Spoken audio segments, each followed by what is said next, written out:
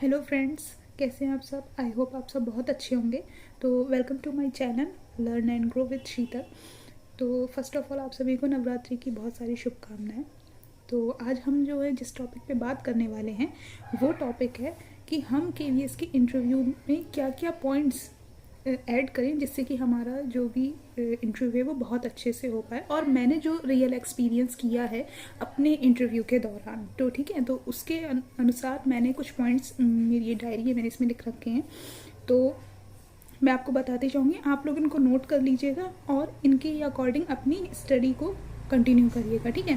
तो first of all first point मैंने जो अपने इसमें लिखा है कि केवीएस के बारे में आपको पूरी जानकारी होनी चाहिए।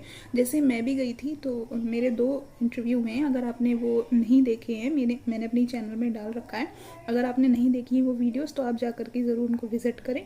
मैंने उसमें रियल एक्सपीरियंस बताया जो मैंने फील किया है वहाँ जा कर के, ठीक है।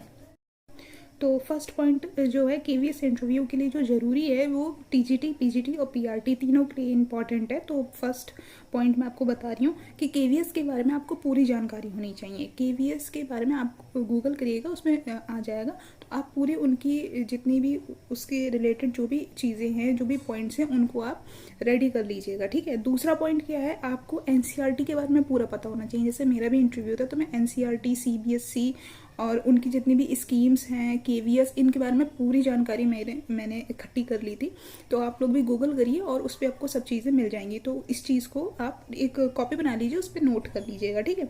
फिर दूसरी बात, आप जिस डिस्ट्रिक्ट से बिलोंग करते हैं, जहाँ से भी आप बिलोंग करते हैं, उस चीज़ के बारे में आप पूरी इन्फॉर्मेशन इकट्ठी कर लीजिए। जैसे मैं बरेली से हूँ, तो जब मैं इंटरव्यू देने गई थी तो 2 टाइम में गई हूँ, तो दोनों ही टाइम जो है मुझसे पूछा गया है, ठीक है। तो आप उन चीज और क्या चीज़ फेमस है आपकी शहर की। जैसे मेरे शहर है तो मेरा शहर आप सभी को पता होगा कि झुमकर सिटी कहते हैं इसको। तो इसलिए आप लोग भी इस तरीके से जो भी छोटे छोटे पॉइंट्स हैं जो भी फेमस है वहाँ का, तो उस चीज़ को आप जो है नोट कर लीजिए और रेडी कर लीजिएगा, ठीक है। दूसरी बात, आपको जो मैं पीआरटी वालों के लिए बता रही हूँ जो अब मैं बोलने वाली हूँ। तो आप लोगों को क्या करना है, पोएम ज़रूर याद करनी है, इंग्लिश की और हिंदी की। 2-2 पोएम कर लीजिए।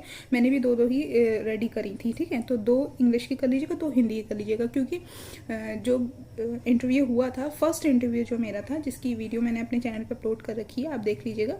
तो उसमें फर्स्ट वाले में मुझसे हिंदी की भी पूछी गई है और इंग्लिश की भी पूछी गई है, ठीक है, दोनों की पूछी गई। तो उस चीज़ को आप रेडी कर लीजिएगा। सेकेंड इंटरव्यू में मुझसे नहीं पूछी थी पोएम, फर्स्ट इंटरव्यू में मुझसे पोएम पूछी गई थी, ठीक है।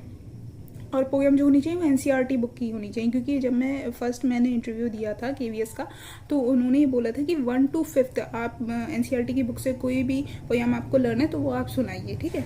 तो आप लोग दोनों को रेडी कर लीजिएगा, ठीक है। फिर उसके बाद एनसीईआरटी के जो ईवीएस की बुक है, 3 to 5 ईवीएस की जो बुक है, उसको भी आप रेडी कर लीजिएगा। क्यों? क्योंकि उसमें बहुत सारे चैप्टर्स हैं। अगर उन्होंने कह दिया कि आप ये वाला चैप्टर पढ़ाइए, हमें डेमो दीजिए, तो आप क्या करेंगे, आपको पता होना चाहिए कि उसमें क्या क्या चीज़ें हैं। एक समरी के अकॉर्डिंग आप पढ़ लीजिएगा, तो उसमें आपको समझ में आ जाएगा कि हाँ ये चीज़ें, तो मुझे ऐसा डेमो तुरंत एकदम से माइंड में आपको प्रिपेयर करना है कि इस तरीके से मुझे इंटरव्यू देना है, ठीक है। उसके बाद मैथ्स के फॉर्मूले, जो फर्स्ट इंटरव्यू था उसमें मैथ्स के फॉर्मूले पूछे गए थे, ठीक है। उसमें पैरामीटर, अच्छा सेकंड वाला जो था उसमें और लोगों से भी पूछे गए थे। जो मेरा सेकंड इंटरव्यू था, लेकिन मुझसे नहीं पूछा था उन्होंने मैथ्स का कोई भी फॉर्मूला, लेकिन और लोगों से पूछा था, ठीक है। तो उसमें ये पूछ रहे थे कि जो स्क्वायर है उसका पैरामीटर क्या है, और जैसे जो रोम्बस होता है और राइट एंगल जो होता है, उन दोनों में डिफरेंस क्या क्या है, किस एंगल का है, इस तरीके से कुछ क्वेश्चन पूछे थे। मुझसे नहीं पूछे थे, मैंने और लोगों से पूछा था कि उनसे क्या क्या पूछा, तब उन्होंने मुझे बताया था, ठीक है। और इसके बाद आप क्या करेंगे, करंट अफेयर्स पढ़ लीजिएगा। करंट अफेयर्स में हो सकता है आपसे क्वेश्चन पूछ ले। हालांकि जो अभी वाला जो इंटरव्यू हुए थे मेरे दोनों, उसमें किसी से भी नहीं पूछा था, तो मुझसे भी नहीं पूछा था। तो लेकिन फिर भी जो मेन इंटरव्यू, उसके लिए हमें पूरी तरह से तैयार रहना चाहिए। तो इसके लिए आप करंट अफेयर को पढ़ लीजिएगा थोड़ा, ठीक है। फिर उसके बाद कोई भी टॉपिक्स जो हैं वो 2 या 3 टॉपिक आप रेडी कर लीजिएगा, क्योंकि ऐसा भी हुआ था, मैंने देखा था कि इंटरव्यू में कुछ बच्चे ऐसे थे जिनसे हिंदी का पहले उन्होंने पढ़वाया, ठीक है। फिर उसके बाद उन्होंने बोला कि इंग्लिश का डेमो दीजिए, इंग्लिश में पोएम उन्होंने सुना दी, वो डेमो दे दी, उसका फिर बोले मैथ्स का दीजिए। तो हो सकता है कि 2-3 डेमो भी देखे, क्योंकि पीआरटी के लिए हम जा रहे हैं, तो उसके लिए हमें तीनों चीज़ें रेडी रखनी होंगी, ठीक है। 3-4 जो भी आप बना सकें, तो डेमो इस तरीके का आप रेडी कर लीजिएगा, 3-4, ठीक है। EVS का भी ले सकते हैं, मैथ्स का भी ले सकते हैं, इंग्लिश का भी ले सकते हैं, हिंदी का भी ले सकते हैं। तो इस तरह से NCERT बुक से ही आप रेडी कर लीजिएगा। मतलब NCERT तो आपको छोड़नी ही नहीं है, लास्ट तक आपको उसको पढ़ना ही है, ठीक है। उसके बाद आप क्या करना है, कर्सिव हैंड राइटिंग आप ज़रूर रेडी रखिएगा, क्योंकि वो बोर्ड पर लिखवाएंगे, जाहिर सी बात है। तो फिर जब बोर्ड पर लिखवाएंगे तो आपकी राइटिंग अच्छी दिखनी चाहिए। मतलब बोर्ड पर एक बोर्ड ले लीजिएगा, उस पर प्रैक्टिस कर लीजिएगा। मैंने भी ऐसी की थी, मैंने भी एक कर्सिव राइटिंग की बुक ली थी अभी हाल फिलहाल में, 10-15 दिन पहले मेरा इंटरव्यू था। तो मैंने सोचा हो सकता है बोर्ड पे लिखवा लें, लेकिन मुझसे दोनों बार बोर्ड पर नहीं लिखवाया था उन्होंने, ठीक है। लेकिन हो सकता है आपसे लिखवा लें। तो आप लोग इस चीज़ को रेडी रखिएगा, क्योंकि हम कोई पॉइंट नहीं छोड़ सकते, वो हमारा बिल्कुल फाइनल है, हमारी जॉब है उसके आगे। तो इसके लिए क्या करना है, कर्सिव हैंड राइटिंग आप लोग रेडी कर लीजिएगा, ठीक है। उसमें कुछ नहीं होता है कि आप 2-3 पन्ने करेंगे, उसके बाद आपको समझ में आ जाएगा कि कैसे करना है कैसे नहीं करना है, ठीक है। उसके बाद इंट्रोडक्शन आप क्या करना, इंग्लिश में ही देना, ठीक है। इंग्लिश में आप 10-15 लाइन लिख लीजिए, और उसको क्या करना है आपको, जब भी है आप उसको रिवाइज कर दीजिए। सुबह उठे फिर कर लिया, दिन में कर दिया, मतलब आप बोलते बोलते चलते चलते कुछ भी काम कर रहे हैं तो बोल लीजिए। पोएम भी आपको ऐसी याद करनी, मैंने भी ऐसी याद करी थी, मुझे बिल्कुल भी याद नहीं हो रही थी, क्योंकि एकदम से मैं इतनी जल्दी कैसे याद कर लूँगी।